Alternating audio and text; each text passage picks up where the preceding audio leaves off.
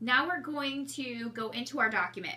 Inside our document, we're going to be able to edit it. And this is the fun part. We get to do electronic signatures. Here we are back at our loop. We are going to go into our document so that we can edit. In order to open your document, you don't want to click this check. I'll show you what that's for later. Opening your document, you just click right on the words themselves. Click skip. Okay, here we are. Everything that you put in your edit details, which auto-fed, is in here. As you can see, my purchaser is Minnie Mouse. I didn't enter a price, or I didn't enter a whole lot of stuff. But here you can go ahead and, let's say now I have a contract date. It's fully ratified, so I'm going to pick January 22nd. And you pretty much just fill in the blanks with a template. It's really, really easy when you use the templates. So if you have a choice, I say go after the templates. If you don't have a choice, then I will show you how to do the PDF next. What we're going to do right now, let's just say that you filled in everything you needed to. I'm just checking throughout this to see if there's a save button at the bottom because I couldn't remember. There's not. So you want to go ahead and hit save every time you make any change or you add something new. Okay, we're saved. Now, we want to have your buyer, or my buyer, Minnie Mouse, be able to electronically sign this document. We are going to go back. I'm just going back to point this out to you. People, you have Minnie Mouse as your buyer. Okay, you want to double check after you add somebody and you open a document. Make sure you didn't forget to add a role because it happens all the time. Otherwise, you're going to get very frustrated when it comes time to add them as an electronic signature. Go ahead and go back in. One really cool thing with the templates is you don't have to assign. There's the seller, there's the buyer. Click on buyer, check it out. Minnie Mouse, already there. Each page, Minnie Mouse. Just click on each one of those page by page.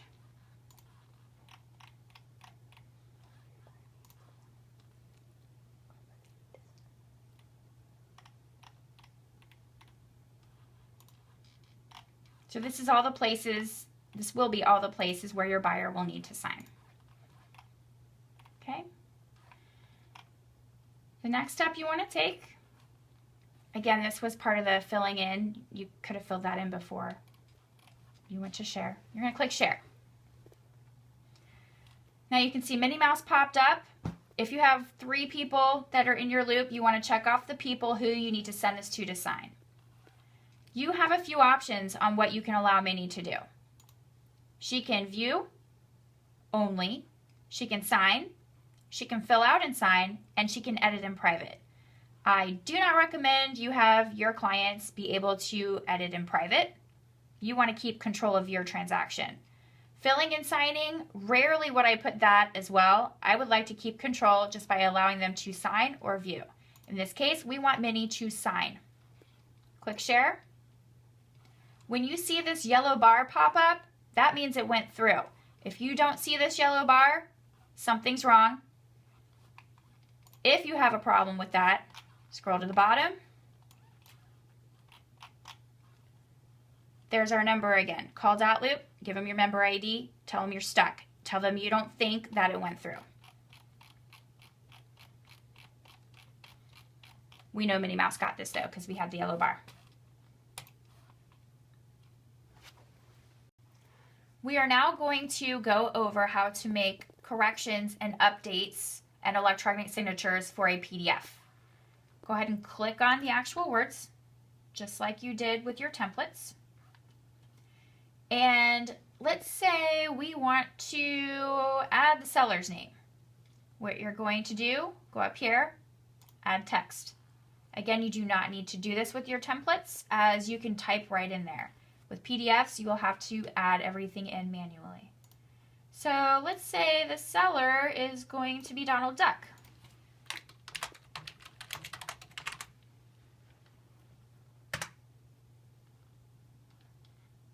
I just hit enter and it made it bigger.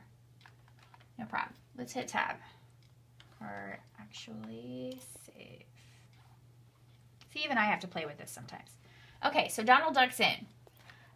Listing company. We'll add the text for listing company. We're not the listing agent, we're the buying agent. So who do we want our listing company to be? We'll say Long and Foster. Okay. Save. Selling company. This will be the last example I do. You can pretty much kind of know what to do throughout this. Exit, delete.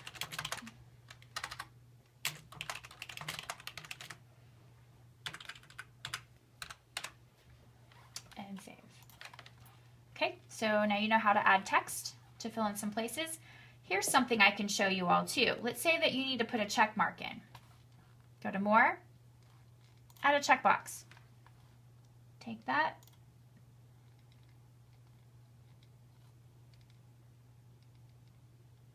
Okay, so what these are, you can move the box around to where it lines right up and check it off. Why doesn't that look like a check? Okay, if you want to remove it, hit the X, it's gone. Now we're going to go ahead and do the electronic signature. Now with the PDF, it's a little different. We're going to go to more, add initials, and manually put it in. We're doing the purchaser right now because it's Minnie Mouse. You went to assign, and you have to manually put in Minnie Mouse for each one. If Mickey Mouse was also doing this, then you would have to do the same for Mickey Mouse. Put them next to each other. So for each page, make sure you don't miss a page. Keep doing that. You want to add initials, assign, Minnie,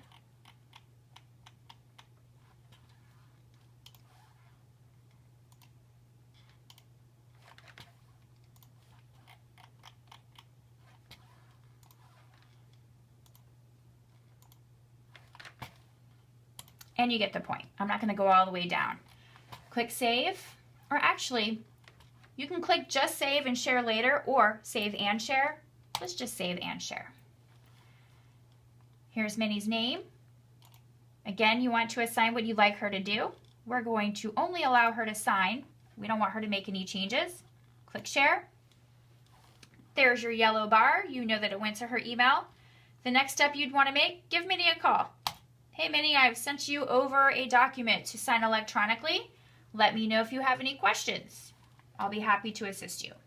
So now we have gone over how to go into your both PDF and templates documents in your loop to make changes and to add electronic signatures. All right, so this is our last and final step of the basics of Dotloop. Most important thing of all I'm going to show you how to do is submitting for review. If you don't submit for review, your manager is not going to get all your hard work that you just did in your loop. If your manager doesn't have your stuff, it's going to prolong you getting paid. We all like getting paid.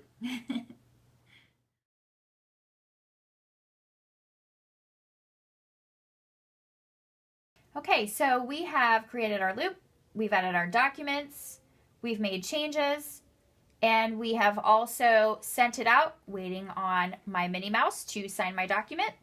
We'll pretend like she signed that.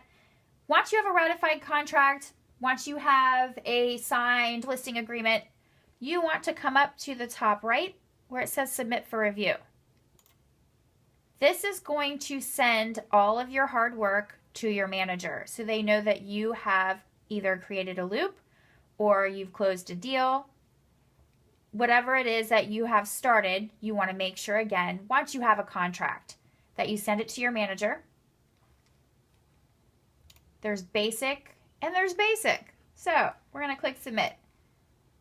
Notice how, again, I'm going to point out one more time, I have an address here, not Joe Buyer. If you have Joe Buyer still as your title, before you click submit for review, please go into edit details and change the name of the loop from Joe Buyer to the address of the property. And that's how you do that. Go back to your loop. and then click Submit for Review.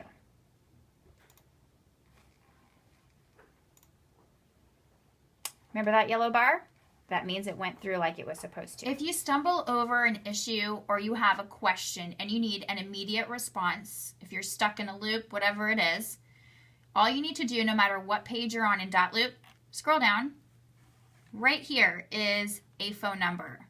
It can appear as this 513 number, which it does for me. I think that's because I'm a dashboard admin. For you, it may be an 800 number. Again, it's going to be at the very bottom. You call that number to the help center. There is always somebody there with Dotloop that can walk you through step by step what you need assistance with, so it actually teaches you hands-on. When you call the number, it's going to ask you for your member ID. This is my member ID, but your member ID will be different. So just make sure, again, scroll down, no matter what page you're on, call this number, enter your member ID, and just follow the rest of the instructions when you call.